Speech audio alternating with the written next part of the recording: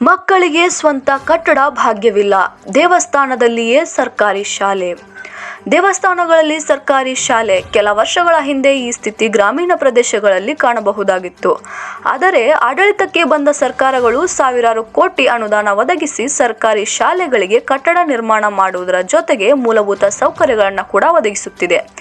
ಆದರೆ ಇದೆಲ್ಲದರ ಮಧ್ಯೆ ನವಲಗುಂದ ಪಟ್ಟಣದ ಹೃದಯ ಭಾಗದಲ್ಲಿ ಇಂದಿಗೂ ಕೂಡ ಇಲ್ಲೊಂದು ಸರ್ಕಾರಿ ಶಾಲೆ ದೇವಸ್ಥಾನದಲ್ಲಿ ನಡೆಯುತ್ತಿರುವುದು ಹಲವಾರು ಅನುಮಾನಗಳಿಗೆ ಎಡೆಮಾಡಿಕೊಟ್ಟಿದೆ.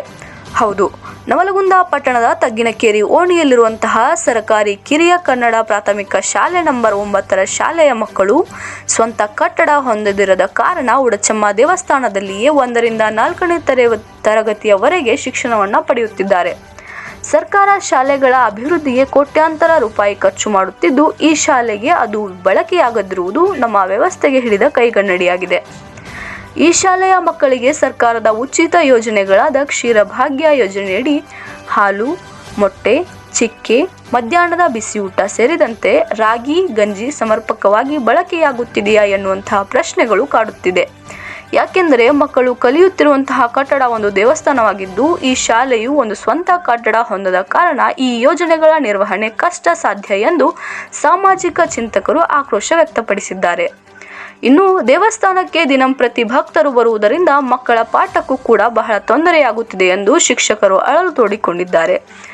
ಈ ಶಾಲೆಯಲ್ಲಿ ಕಲಿಯುತ್ತಿರುವಂತಹ 34 ಮಕ್ಕಳಿಗೆ ಸ್ವಂತ ಕಟ್ಟಡವಷ್ಟೇ ಅಲ್ಲ, ಮೂಲಭೂತ ಸೌಕರ್ಯಗಳಾದ ಕುಡಿಯುವ ನೀರು, ಶೌಚಾಲಯ ಮತ್ತು ಆಟದ ಮೈದಾನದ ವ್ಯವಸ್ಥೆ ಕೂಡ ಇಲ್ಲ.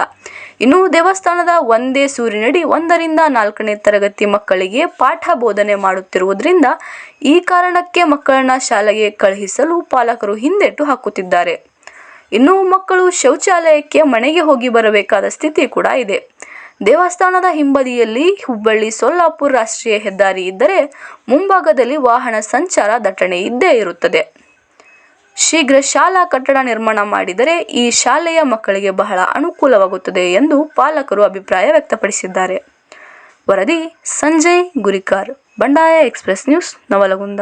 ನಗರದಲ್ಲಿರುವಂತಹ ತೆಗ್ಗಿನಕೆರೆಯಲ್ಲಿ ಓಣಿಯಲ್ಲಿರುವಂತಹ ಸರ್ಕಾರಿ ಕಿರಿಯ ಪ್ರಾಥಮಿಕ ಶಾಲೆ ನಂಬರ್ 9ಕ್ಕೆ ಸುಮಾರು 25 ವರ್ಷಗಳಿಂದ ಆ ಶಾಲೆ ದೇವಸ್ಥಾನದಲ್ಲಿ ನಡೀತಾ ಇದೆ. 34 ಮಕ್ಕಳನ್ನು ಹೊಂದಿರುವಂತಹ 1ರಿಂದ 4ನೇ ತರಗತಿಯ ಮಕ್ಕಳು ಇವತ್ತಿಗೂ ಕೂಡ ದೇವಸ್ಥಾನದಲ್ಲಿ ಪಾಠವನ್ನು ಕೇಳುವಂಥ ಪರಿಸ್ಥಿತಿ ಬಂದಿದೆ. ಇವತ್ತು ರಾಜ್ಯ ಸರ್ಕಾರ ಸರ್ಕಾರಿ ಶಾಲೆಗಳು ಉಳಿಸಲು ಹಲವಾರು ಜನಪ್ರಿಯ ಯೋಜನೆಗಳನ್ನು ತರ್ತಾ ಇದೆ. ಆದರೆ ಶಾಲಾ ಮಕ್ಕಳಿಗೆ ಕುಳಿತುಕೊಂಡು ಒಳ್ಳೆಯ ಪಾಠ ಕೇಳುವಂತಹ ಕಟ್ಟಡದ ವ್ಯವಸ್ಥೆ ಮಾಡ್ತಾ ಇಲ್ಲ. ಇದಕ್ಕೆ ಸ್ಥಳೀಯ ಜನಪ್ರತಿನಿಧಿಗಳು ಇಚ್ಛಾಶಕ್ತಿಯ ಕೊರತೆಯಿಂದ, ಈ ಭಾಗದ ಅಧಿಕಾರಿಗಳ ಕೊರತೆಯಿಂದ ಇವತ್ತಿಗೂ ಕೂಡ ಮಕ್ಕಳು ದೇವಸ್ಥಾನದಲ್ಲಿ ವಿದ್ಯೆಯನ್ನು ಪಡಿತಾರೆ. ಇವತ್ತು ದೇವಸ್ಥಾನದ ಮೇಲೆ ಅಲ್ಲಿ ಭಕ್ತರು ದಿನಂಪ್ರತಿ ಭೇಟಿ ಕೊಡ್ತಾರೆ.